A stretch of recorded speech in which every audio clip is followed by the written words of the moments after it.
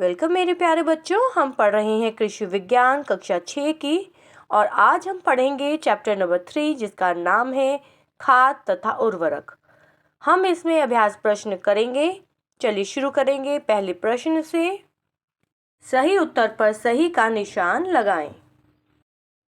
First part है जैविक खाद है। क नाइट्रोजनी उर्वरक, ख फॉस्फेटी उर्वरक, ग पोटाश उर्वरक या घ गोबर की खाद। तो बच्चों जैविक खाद एक ऑर्गेनिक खाद होती है, इसलिए घ ऑप्शन गोबर की खाद करेक्ट है। सेकंड पार्ट है उर्वरक तैयार किया जाता है। क गड्ढे में, ख जमीन में, ग कारखाने में या घ गांव में। तो उर्वरक जो है वह तैयार किया जाता है कारखाने में, इसलिए ग ऑप्शन सही है। थर्ड पार्ट है मुख्य पोषक तत्व हैं।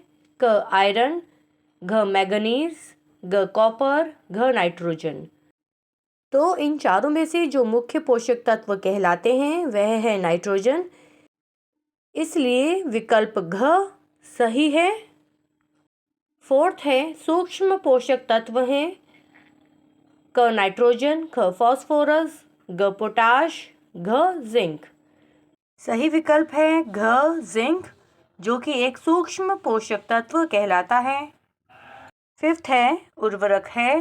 क गोबर की खाद, ख कंपोस्ट, ग हरी खाद, घ रासायनिक खाद।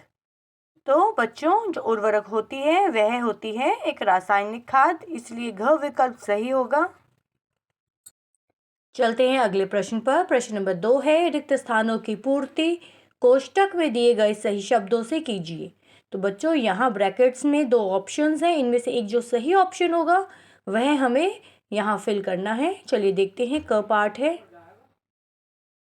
कार्बनिक पदार्थ की मात्रा डैश में अधिक पाई जाती है। खाद में। ख जैविक खाद को डैश में तैयार किया जाता है, गड्ढे में। नेक्स्ट है ग जैविक खाद का प्रयोग बुआई डैश किया जाता है से पूर्व। घ है पशुओं के नीचे बिछाई जाने वाली वानस्पतिक सामग्री को डैश कहते हैं, बिछाली कहते हैं। अण है तिलहनी फसलों के बीजों से तेल निकालने के बाद शेष भाग को डैश कहते हैं, खली कहते हैं। चलिए बढ़ते हैं अगले प्रश्न की ओर। प्रश्न नंबर 3 है निम्नलिखित कथनों में सही कथन पर सही तथा गलत कथन पर गलत का चिन्ह लगाएं। क है उर्वरक प्रायः गड्ढे में तैयार किए जाते हैं, ये गलत है। ख जैविक खाद में पोषक तत्वों की मात्रा निश्चित होती है, ये भी गलत है। फिर है ग ऐसे तत्व जिनकी पौधों को बहुत कम मात्रा में आवश्यकता होती है सूक्ष्म पोषक तत्व कहलाते हैं, सही है। घ हरी खाद पौधों को मिट्टी में दबाकर तैयार की जाती है, सही है। अण है कैल्शियम को पोषक तत्वों का राजा कहा जाता है, तो ये गलत है। अब है प्रश्न नंबर 4। निम्नलिखित में स्तंभ क को स्तंभ ख से सुमेल कीजिए। यहाँ बच्चों हमें मिलान करना है। चलिए लेफ्ट हैंड साइड में स्तंभ क है और राइट हैंड साइड में स्तंभ ख है, दोनों को मिला करके हमने लिखा हुआ है। फर्स्ट देखते हैं मुख्य पोषक तत्व फॉस्फोरस, नंबर 2 सूक्ष्म पोषक तत्व आयरन, नंबर 3 जल से प्राप्त तत्व हाइड्रोजन, नंबर 4 जैविक खाद मलमूत्र की खाद, नंबर 5 वर्मी कंपोस्ट केंचुआ। चलिए अगले प्रश्न पर बढ़ते हैं। प्रश्न नंबर 5 है इसी का क पार्ट है सूक्ष्म पोषक तत्व क्या हैं, उनके नाम लिखिए। चलिए आंसर देखते हैं। सूक्ष्म पोषक तत्व जिसे माइक्रोन्यूट्रिएंट्स कहते हैं, ऐसे तत्व जिनकी पौधों को बहुत कम मात्रा में आवश्यकता होती है सूक्ष्म पोषक तत्व कहलाते हैं। सूक्ष्म पोषक तत्वों में iron, zinc, copper, manganese, boron आदि आते हैं। प्रश्न 5 का ही ख पार्ट है पौधों में नाइट्रोजन के महत्व को लिखिए। उत्तर है नंबर 1 है इसका। नाइट्रोजन पौधों में गहरा हरा रंग क्लोरोफिल उत्पन्न करता है। नंबर 2 पौधों की तीव्र वृद्धि में सहायक होता है। और नंबर 3 है, यह पौधों में अनेक महत्वपूर्ण यौगिकों जैसे क्लोरोफिल, एंजाइम्स, हार्मोन्स आदि के निर्माण में भाग लेता है। चलिए, ग पार्ट है, हरी खाद को परिभाषित कीजिए। आंसर है हरी खाद ग्रीन मैन्योर। हरे पौधों या इनके अवशेषों को मृदा उर्वरता बढ़ाने के लिए भूमि में दबाने से जो खाद प्राप्त होता है उसे हरी खाद कहते हैं। आगे है प्रश्न 5 का ही घ पाठ। कार्बनिक पदार्थ का मृदा पर क्या प्रभाव पड़ता है? आंसर है इसका, जैविक पदार्थ का मृदा पर निम्नलिखित प्रभाव पड़ता है। फर्स्ट है, जैविक पदार्थ पानी को मृदा में सुगमता से जाने देता है। इससे मृदा कटाव और अपवाह कम होता है। नंबर 2 है, जैविक पदार्थ मृदा में जल धारण क्षमता बढ़ाता है। प्रश्न 5 का ही अण पाठ है, खाद के रूप में प्रयोग की जाने वाली 3 खलियों के नाम लिखिए। उत्तर है, खाद के रूप में प्रयोग की जाने वाली 3 खलियों के नाम इस प्रकार से हैं, नीम, महुआ, अलसी। चलिए, अब है प्रश्न नंबर 6, आवश्यक पोषक तत्वों का वर्गीकरण कीजिए। उत्तर है, पोषक तत्वों को आवश्यकता के आधार पर 3 वर्गों में बांटा गया है।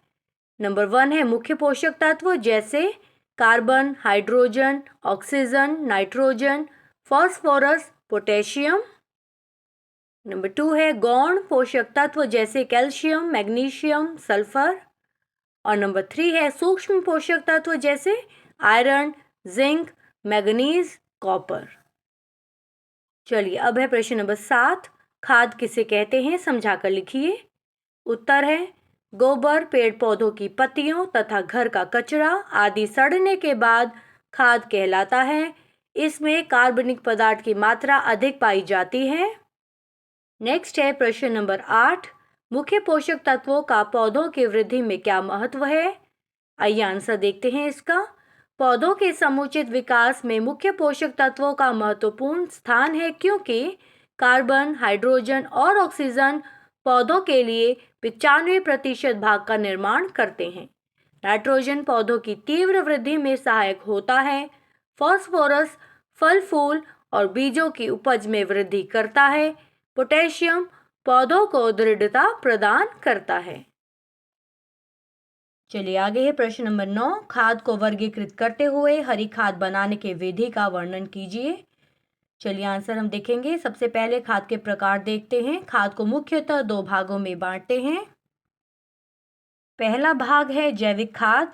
इसके अंतर्गत आती हैं क गोबर की खाद, ख कंपोस्ट खाद, ग हरी खाद, घ खली की खाद और अण है मलमूत्र की खाद। दूसरा भाग है उर्वरक या रासायनिक खाद, जिसे फर्टिलाइजर कहते हैं। इसके अंतर्गत हैं क नत्रजन युक्त उर्वरक, ख फॉस्फेटिक उर्वरक, ग पोटाश युक्त उर्वरक और घ है उर्वरक मिश्रण। चलिए, अब इसी में हरी खाद बनाने की विधि के बारे में पूछा गया है। मुख्य रूप से हरी खाद बनाने की 2 विधियां हैं। नंबर 1 है खेत में फसल उगाकर उसी में जोत देना। नंबर 2, उगाए गए स्थान से दूर खेत में हरी खाद बनाना। अब इन दोनों विधियों में से हम एक विधि का वर्णन करेंगे, जो कि है खेत में फसल उगाकर उसी में जोत देना। इस विधि से जिस खेत में खाद देनी होती है उसी में हरी खाद की फसल को लगभग 1 माह पश्चात खेत में ही पाटा लगाकर फसल को गिरा देते हैं। इसके बाद मिट्टी पलटने वाले हल से जुताई कर देते हैं, जिससे सभी हरे पौधे मिट्टी में दब जाते हैं। कुछ दिन में पौधे सड़ गल कर खाद बन जाते हैं। चलते हैं अगले प्रश्न की ओर। प्रश्न नंबर 10 है गोबर गैस संयंत्र से होने वाले लाभों का वर्णन कीजिए। आइए आंसर देखते हैं। गोबर गैस संयंत्र से होने वाले लाभ इस प्रकार से हैं। नंबर 1, भोजन पकाने के लिए ईंधन के रूप में गैस प्राप्त होती है। नंबर 2, गैस का उपयोग गैस लैंप में प्रकाश के लिए भी किया जाता है। नंबर 3, संयंत्र से गोबर की खाद प्राप्त होती है। और नंबर 4 है इस खाद में सामान्य गोबर की खाद से कई गुना अधिक पोषक तत्व पाए जाते हैं। नेक्स्ट है प्रश्न नंबर 11, पौधों में नाइट्रोजन की कमी के लक्षण लिखिए। उत्तर है पौधों में नाइट्रोजन की कमी के लक्षण है नंबर 1, लक्षण सर्वप्रथम पुरानी पत्तियों पर प्रकट होते हैं। नंबर 2 है पूरी पत्ती नसों सहित पीली पड़ जाती है।